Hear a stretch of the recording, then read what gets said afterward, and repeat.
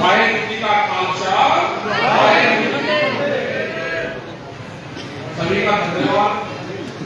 हरिद्वार में ये दिनारपुर क्षेत्र हरिद्वार से लगता हुआ हरिद्वार की तरह भी ये है। अच्छा क्षेत्र है, बढ़िया लोग खेती करते हैं यहाँ। हम तो पहली बार इस क्षेत्र में आए, आप सबका धन्यवाद। यहाँ पे किसानों को कमेटी के प्रबंधक पत्रकार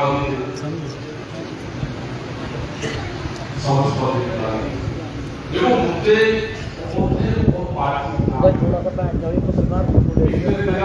आंदोलन दिल्ली में चला और उसके बाद में भी पूरे देश भर में आंदोलन है, क्योंकि अभी सरकार पीछे हटकर सरकार तैयार नहीं है। कौन सी सरकार दिल्ली में 13 महीने तक आंदोलन चला है, उसका आदमी ये है कि किसान कब तक आंदोलन करे। और पुलिस बहुत खतरनाक पुलिस आ रही है, खासतौर से उनका जो नजर है आपकी जमीन पे, उनकी नजर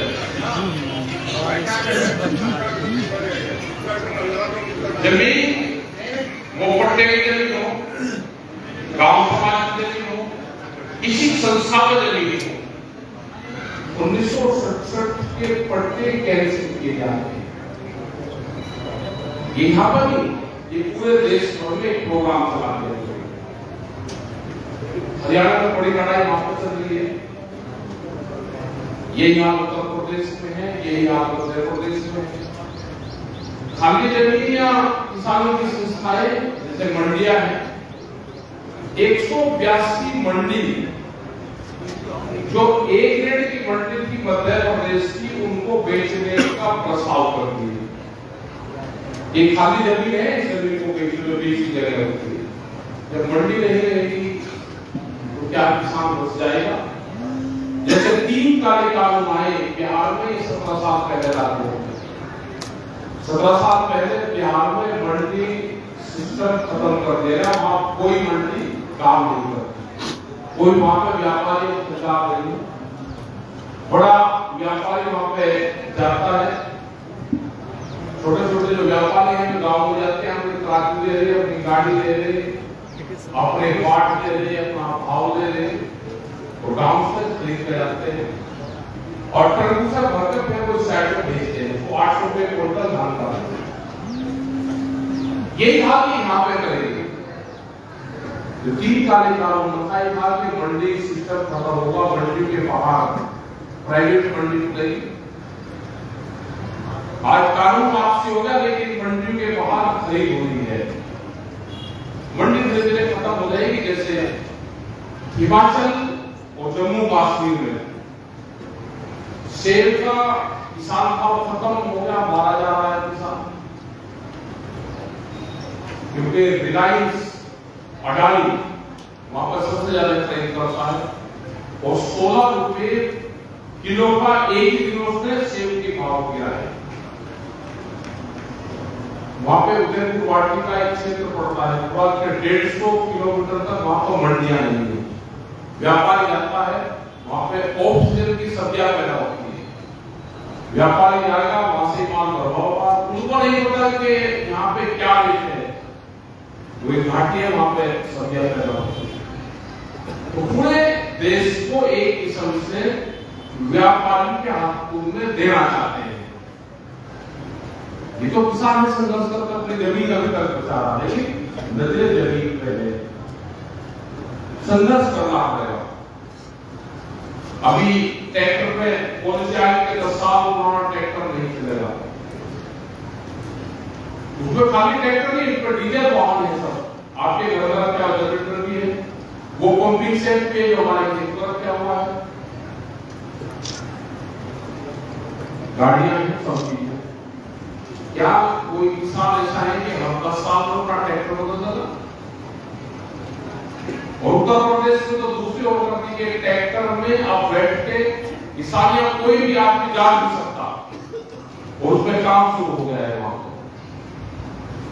तो हमने कहा कि ये ट्रैक्टर पे पाबंदी नहीं, किसान आंदोलन में ट्रैक्टर ना आए वो पाबंदी है, क्योंकि ट्रैक्टर ही तो हमारा साधन है किसान का। तो बहुत संघर्ष आप लोगों को सब जगह करने पड़ेंगे। अभी दूसरे कई कानून लेकर सरकार बिजली अमेंडमेंट बिल जो दिल्ली के टाइम पे तय हुआ था कि बिजली अमेंडमेंट बिल को हम नहीं लेकर आएंगे, अगर आएगा तो आपसे सवाल करेंगे किसान से, उसको लेकर आगे प्राइवेट एजेंसियों को, कंपनी को बिजली देंगे। अभी उसके लिए रास्ता बनाया जा रहा। दो पशु किसी के पास में होंगे तो कॉमर्शियल कनेक्शन लेना पड़ेगा। अपने ही घर में, गांव में व्यापारिक कनेक्शन, एक आदमी के दूध की पॉलिश किए बाहर से लेकर आएंगे। बाहर की कंपनी ने कहा कि हम 22 रुपया लीटर दूध गांव में बेच देंगे। वो कैसा बेचेंगे?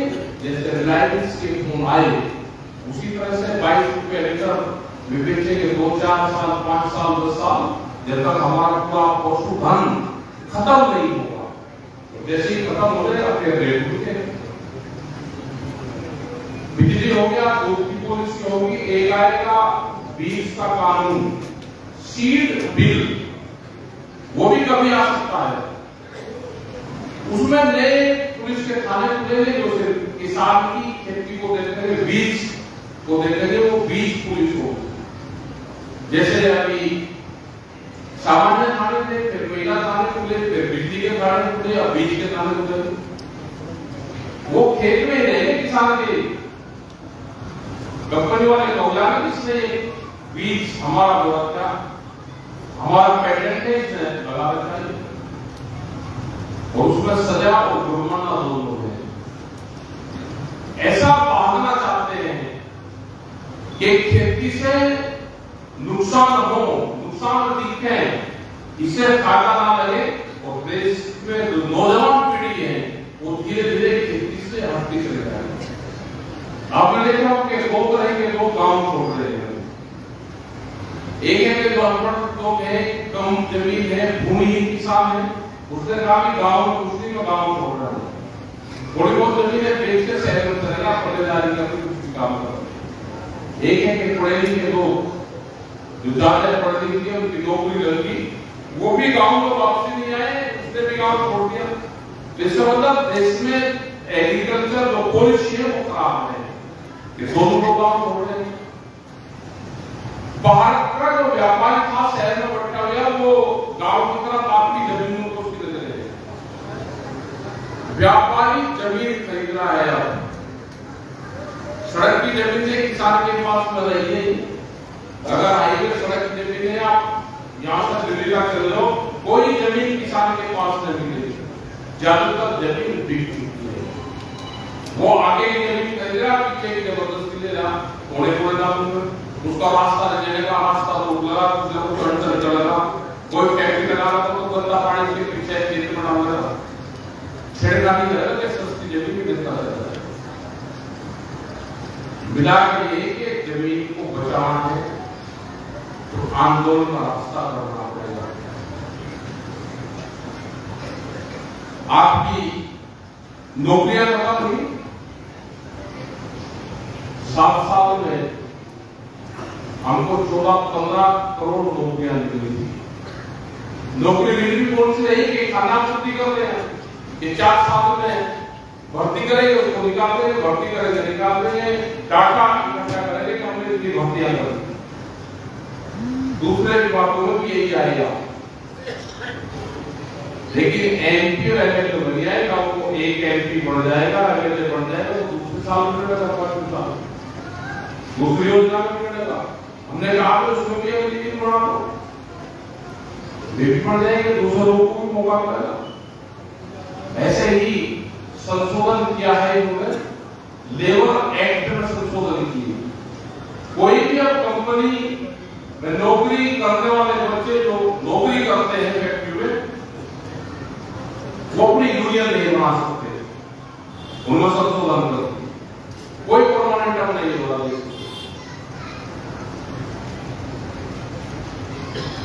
सब ठेकेदारी प्रथा शुरू होगी, जिससे ज्यादा मजदूर, सस्ता मजदूर देश में इंडस्ट्रीज हो गई है। क्या इसी से चलेगा? क्या यहाँ पे दूसरी प्रक्रिया चुनाव क्या होगा? यहाँ पे भी चुनाव, ये पहले भी चुनाव यहाँ पे विधानसभा में भी, जैसे उत्तर प्रदेश में सरकार ने जबरदस्ती हारे हुए कैंडिडेट को जीत का सर्टिफिकेट दिया है, ऐसे ही आपके विधानसभा उत्तराखंड में दिए और ऐसे ही अब लोग चुनाव यहाँ पे हुई है। यही हमने अब सब लोग देखी, क्योंकि गांव में गांव बनी है। अब देश में सरकार मौजूदा सरकार है, ये बाबा भीमराव अम्बेडकर के संविधान को नहीं मानती, ये देश में कोर्ट कचहरियों को नहीं मानती, ये देश के कानून को नहीं मानती। इसने कहा कि सब अधिकारी हमारे हैं, अब हमारा कोई कुछ नहीं कर सकता।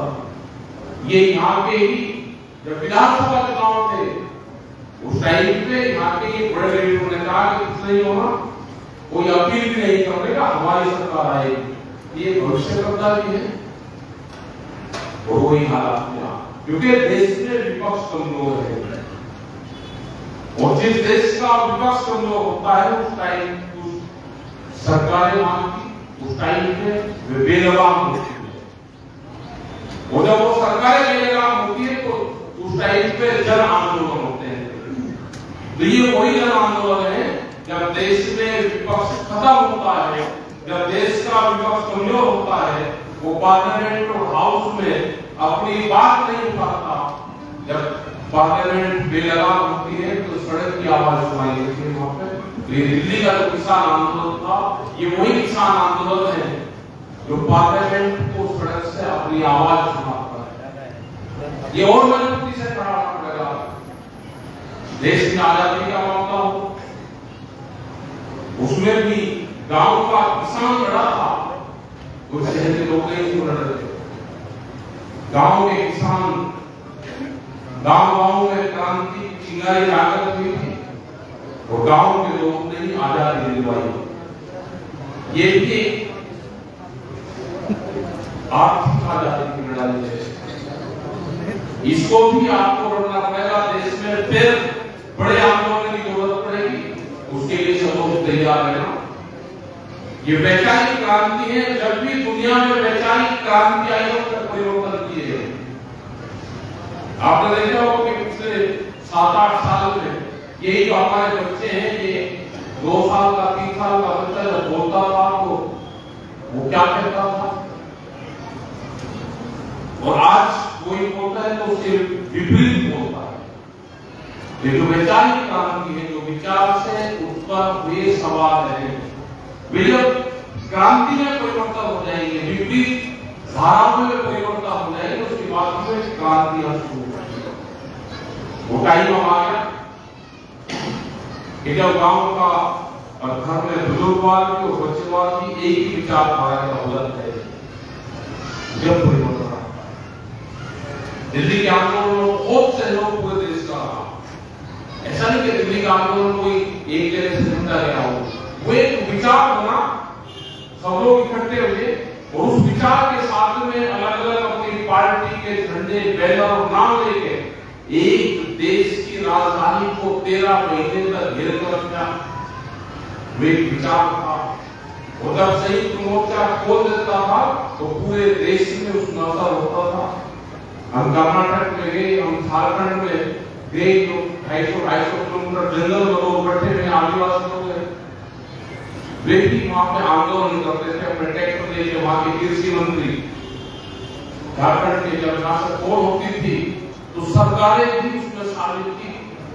कृषि मंत्री उसने कहा कि 90 किलोमीटर तक ट्रैक्टर लेके गया। वहां के आदिवासी, देखिए महाराष्ट्र के आदिवासी हो या उड़ीसा के आदिवासी हो, सब लोग इस आंदोलन में आपके साथ थे। आज भी वे अपनी बेवकूफी से लड़ाई लड़ रहे हैं। आपकी लड़ाई में आज किसान रहेगा, मजदूर रहेगा, आदिवासी रहेंगे, महिलाएं रहेंगी, बेरोजगार युवा रहेंगे। अग्निवीर वाले 4 साल में आ जाएंगे और जो अग्निवीर में भर्ती नहीं होगा वो आपके साथ में शुरू करेगा। तो आप अपने गांव में कमेटियां बनाओ, संगठित हो, अपने खेत खलिहानों को देखो, नशे पत्ती से दूर रहो, अपने खर्चे कम करो, कोई आमदनी होगी। अपनी मेंबरशिप को बढ़ाओ, 10 रुपए की मेंबरशिप है, 10 रुपए जिसको मेंबर करो उससे दो, तो उसकी आस्था संगठन करेंगे। ये देखिए 100 रुपया है, 10 आदमी की इकट्ठे करेंगे, उसको पता नहीं मिला, उसको दो, जब भी वो पता चला उसका संगठन में विश्वास है या नहीं। ये जमीन बचानी जरूरी है। जो लड़ाई थी, जो फसल और नस्ल की लड़ाई है, वो लड़ाई अब आई है। अब हम इकट्ठे रहेंगे, अपनी जमीन ना बेचो, और खासकर सड़क की जमीन तो बेच भी नहीं।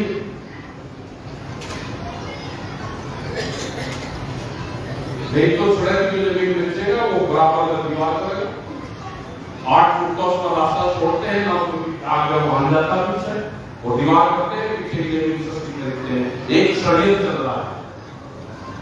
महंगी जमीन किसान बेचता है, व्यापारी खरीदता है, सस्ती जमीन किसान खरीदता है। तो जमीन अगर महंगी होगी तो आपके हाथ से जाएगी, ये ध्यान रखना। तो जमीनों को बचा कर रखो। 20 साल की लड़ाई जमीन की रहेगी। जो 20 साल तक अपनी जमीन को बचा लेगा वो सर्वाइव करेगा पूरे देश में। जो अपनी जमीन को खोगा वो मजदूरी मिलेगी, 7-8-10 हज़ार अपनी जमीन को बचा कर रखें। अगर हमारे पूर्वज करते थे हमको क्या करना है, हमारा काम से ज्यादा इसको बेच देते तो हम क्या करते हैं, इसको बचा कर रखें। आपका धन्यवाद है। जो ज्ञान बोधले जो गुरुद्वारा है उसकी कुछ जगह है वहां पे, उसकी पहले बातचीत थी जब कुंभ का मेला था, और उसमें एक व्यक्ति के उत्तरी जगह वहां पे है कि निशान साहब वहां पर लग जाए। जितनी जगह है वो सिख समाज की गंगा को मानता है, और ये भी धर्म की कोड़ी को मानता है।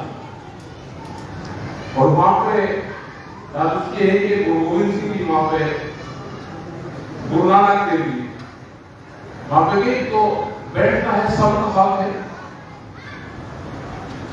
तो अधिकारी से बातचीत करेंगे इसमें, और इसके जो दस्तावेज लेंगे लेके अधिकारी से बातचीत करेंगे, और वो वहां पे बिल्ली चीज हो जाएगा। वहां बहुत जगह कहीं पे भी जगह देते आपको अस्पताल जगह देते, वहां बैठेंगे। आस्था का केंद्र है, सब लोग गंगा मैया से जुड़े हुए हैं, सबकी आस्था है, सबको उसका पालन करना चाहिए, सरकार को देना चाहिए। और हम इसमें बातचीत करेंगे, एक बार इसके दस्तावेज लेंगे, उसको चिट्ठी भी लिखेंगे और बात भी करेंगे यहाँ की सरकार से भी अधिकारी